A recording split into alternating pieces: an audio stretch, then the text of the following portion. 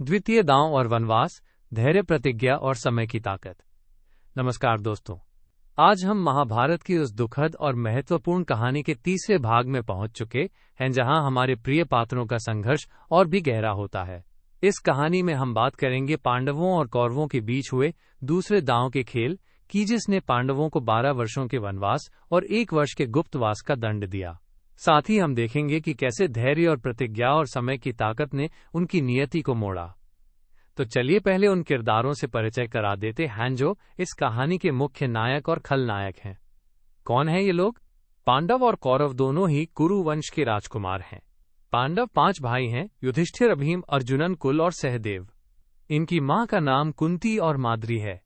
ये भाई सत्य, धर्म और न्याय के समर्थक हैं। उनका पिता पांडु था जो एक महान राजा थे। वहीं कौरव 100 भाई हैं जिनमें धृतराष्ट्र के पुत्र दुर्योधन सबसे बड़ा है। धृतराष्ट्र जो अंधे हैं, उन्होंने अपने पुत्रों के लिए राजसत्ता की लालसा में पांडवों के साथ हमेशा द्वेष रखा। द्रौपदी जो पांडवों की पत्नी है, उनकी भूमिका भी बेहद महत्वपूर्ण है क्योंकि उनका अपमान इस कहानी का एक बड़ा मोड़ बनता है। अब समय है उस घटना का जो महाभारत की कहानी में एक बड़ा बदलाव लेकर आई। दूसरा दांव खेल, न्याय के विरुद्ध अन्याय। पहले दांव के खेल में पांडवों ने अपना सब कुछ हार दिया था, राज्य, धन, दौलत और खुद की स्वतंत्रता। लेकिन ये खेल खत्म नहीं हुआ था। कौरवों ने फिर से दांव लगाने को कहा। धृतराष्ट्र के सामने पांडव फिर से बैठे, शायद उम्मीद के साथ कि न्याय होगा। लेकिन दुर्योधन और शकुनी ने चालाकी से फिर से खेल को अपने पक्ष में मोड़ दिया। इस बार दांव और भी बड़ा था। अगर पांडव हार गए तो उन्हें 13 साल का वनवास सहना होगा, जिसमें 12 साल खुले जंगलों में रहना और 1 साल गुप्त प्रवास में रहना बिना किसी को पता चले। सोचिए, अपने ही देश में, अपने ही घर में निर्वासित होना कितना कष्टदायक होगा। द्रौपदी का अपमान और पांडवों का ये दूसरा हारना पूरे महाकाव्य का एक ऐसा हिस्सा है जो हमें सिखाता है धैर्य और सहनशीलता की महत्ता। धैर्य और प्रतिज्ञा की परीक्षा। जब पांडवों को ये दंड सुनाया गया तो वे टूट सकते थे, लेकिन उन्होंने हार नहीं मानी। युधिष्ठिर ने कहा, हमारा धर्म, सत्य और न्याय का पालन करना है। हम इस अन्याय को सहेंगे, लेकिन बदला जरूर लेंगे, परंतु वो बदला धैर्य और समय के साथ आएगा। यहां हमें ये समझना चाहिए कि कभी कभी जब हम गलत तरीके से आहत होते हैं तो प्रत्यक्ष प्रतिक्रिया देना सही नहीं होता। धैर्य रखना, समय का उपयोग करना और अपनी ऊर्जा सही दिशा में लगाना जरूरी होता है। समय सबसे बड़ा हथियार। पांडवों ने वनवास के दौरान न केवल प्राकृतिक कठिनाइयों का सामना किया, बल्कि अपने मन को भी मजबूत किया।